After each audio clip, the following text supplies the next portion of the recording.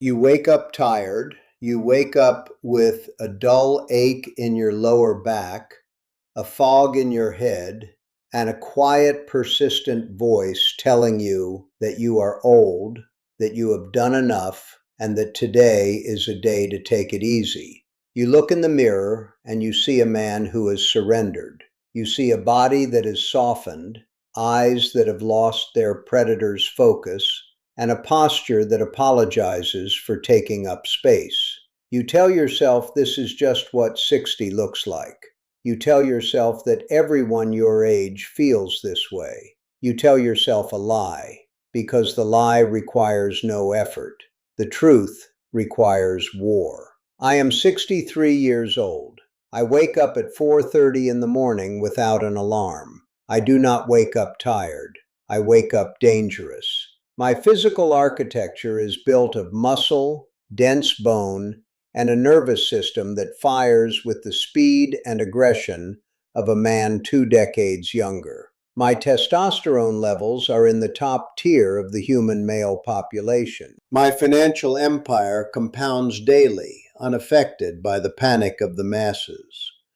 My wife looks at me not with the pity reserved for a companion, but with the visceral, biological submission of a woman who knows she is in the presence of a patriarch.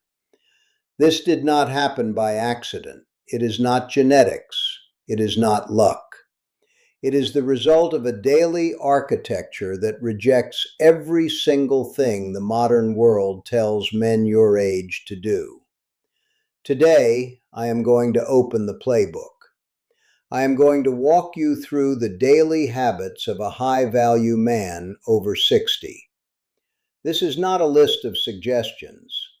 This is a blueprint for biological and financial sovereignty. If you execute this, you will rebuild the machine.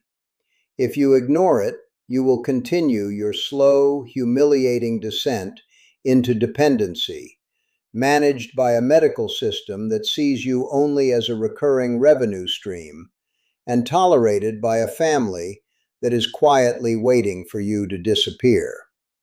The day begins in the dark. 4:30 in the morning is not a magic number, but it is a psychological weapon. When you wake up before the sun, before the world starts demanding things from you, you are establishing immediate dominance over your environment. You are not reacting to the day, you are dictating it. The man who sleeps until 7, hits snooze twice, and drags himself out of bed is already losing. He is in a defensive posture. He is negotiating with his own weakness before his feet even touch the floor. I do not negotiate with weakness.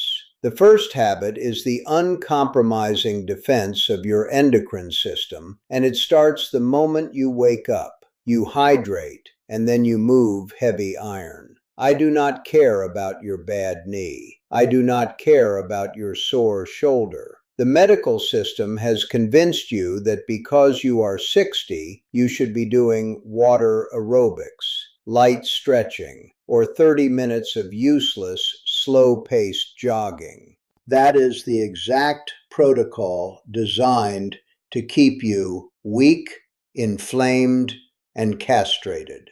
Cardio does not save you. Heavy, progressive resistance training saves you. When you put a heavy barbell on your back and force your central nervous system to recruit motor units to move that weight, you are sending a survival signal to your biology. You are demanding adaptation. Your body responds to that mechanical tension by releasing growth hormone, IGF-1, and testosterone. You are chemically forcing your body to remain anabolic in a stage of life where the default setting is catabolic decay.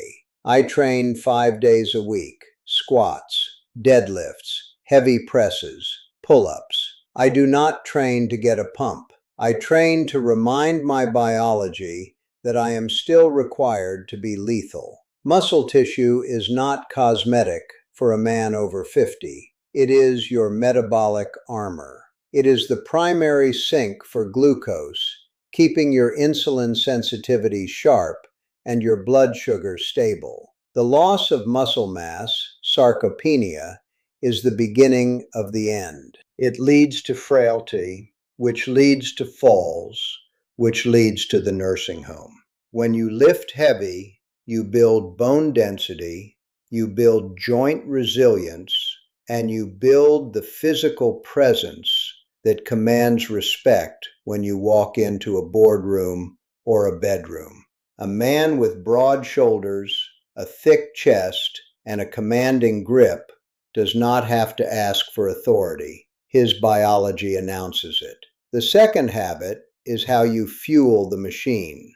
The modern American diet is a weapon of mass castration. If you are eating bagels for breakfast, sandwiches for lunch, and pasta for dinner, you are engineering your own demise. You are spiking your insulin, feeding the visceral fat around your organs, and accelerating the aromatization process. Let me remind you what aromatization is. It is the physiological process where your visceral belly fat acts as an active endocrine organ, taking whatever testosterone you have left and chemically converting it into estrogen. You are literally turning yourself into a female. My diet is utterly devoid of emotion. I do not eat for entertainment. I eat for performance. High-quality animal protein, beef, eggs, wild-caught fish. Saturated fats that provide the cholesterol your testes require to synthesize testosterone. Vegetables for micronutrients. Zero processed sugar. Zero refined carbohydrates. And zero alcohol. Let us be brutally clear about alcohol. You think your 2 glasses of whiskey or your 3 beers in the evening are your reward for a hard day? You call it taking the edge off. What you are actually doing is chemically shutting down your testosterone production while simultaneously destroying your sleep architecture. Alcohol elevates cortisol, damages your liver's ability to clear estrogen, and ensures that you do not enter the deep, restorative phases of sleep where human growth hormone is released. You are drinking your own masculinity away, sip by sip, and calling it relaxation. The high-value man does not need to sedate himself to handle his reality. He faces his reality sober, sharp, and dominant. By 8 in the morning, I have done more to secure my physical sovereignty than most men will do in a year. Now the focus shifts to the third habit, financial dominance. The concept of retirement is a modern disease. The idea that a man should work for 40 years so he can spend his last 2 decades sitting on a beach playing golf and slowly decaying into irrelevance is repulsive. A patriarch does not retire. A patriarch transitions from labor to leverage. The money you have built is not meant to buy you a comfortable decline. It is a tool of power. It is a fortress. Every day I allocate capital. I review my assets. I analyze markets. I am not trying to save a few pennies. I am looking for asymmetrical opportunities to multiply my wealth. I do this because financial command is the ultimate expression of capability in the modern world. I know men who handed over their finances to wealth managers or even to their wives because they got tired, because they wanted to relax, because they thought they had enough. That is a fatal error. When you stop managing your resources, you stop being the leader of your family. You become a passenger, and your family knows it. Your adult children stop coming to you for advice. They start looking at you not as a mentor, but as a waiting inheritance. Your wife stops looking to you for security because she is the one managing the spreadsheet. I know exactly where every dollar in my empire is deployed. I make the final decisions.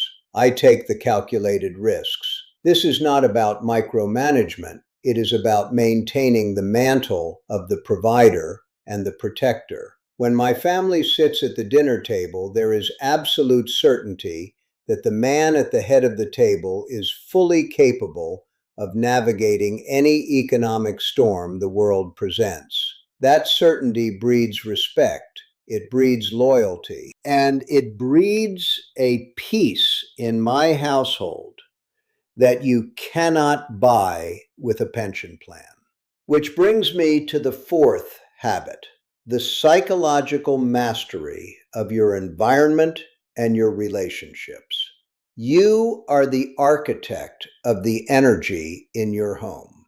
The high value man does not complain. He does not vent his anxieties to his wife. He does not seek emotional validation from the people he is supposed to be leading. The men who fail at 60 are the men who want their wives to be their therapists. They bring their stress, their physical aches, and their insecurities to their women, hoping for sympathy. And they get sympathy, but sympathy is the absolute destroyer of sexual attraction. A woman cannot desire a man she pities. She cannot submit to a man who is crumbling under the weight of his own life. My daily habit is stoic processing. If I have a problem, I solve it. If I have stress, I burn it off under the iron, or I sit in silence until I have a strategy to dismantle it. When I interact with my wife, I bring her my strength, my presence, and my absolute conviction. I do not bring her my burdens. I carry the burdens so she doesn't have to. This daily discipline, the physical violence of the gym, the absolute control over what enters my mouth, the ruthless accumulation of financial leverage, and the emotional discipline to never show weakness to those I protect. This is what creates the aura of the patriarch. And here is the ultimate payoff. Here is what happens when you live this way. When you walk into your bedroom at night, your wife does not see a tired, soft, aging companion. She sees a force of nature. She feels the physical density of the muscle you built that morning. She feels the clarity of a man who hasn't poisoned his brain with alcohol.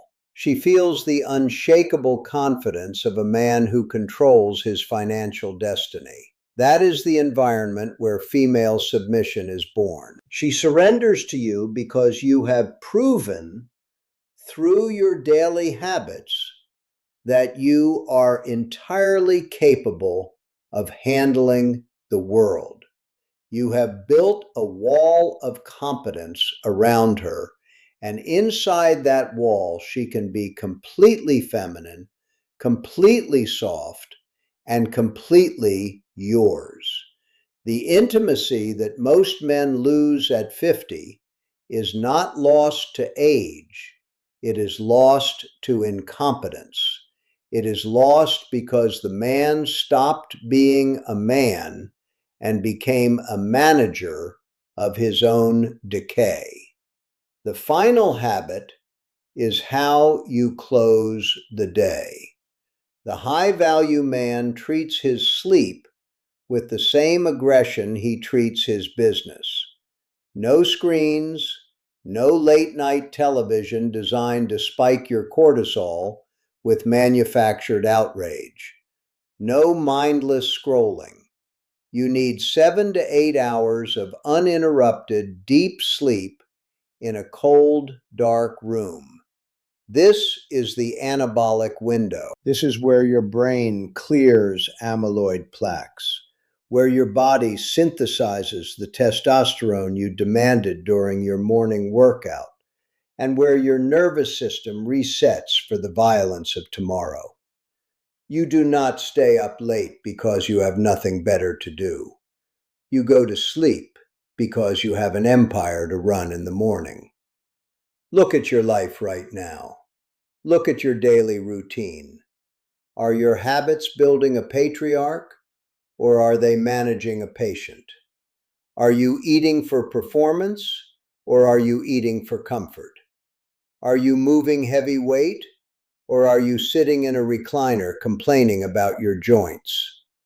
Are you commanding your wealth or are you watching it slowly drain away while you hope for the best? Are you leading your wife or are you asking her for permission? You cannot fake this. The mirror does not lie. Your bank account does not lie.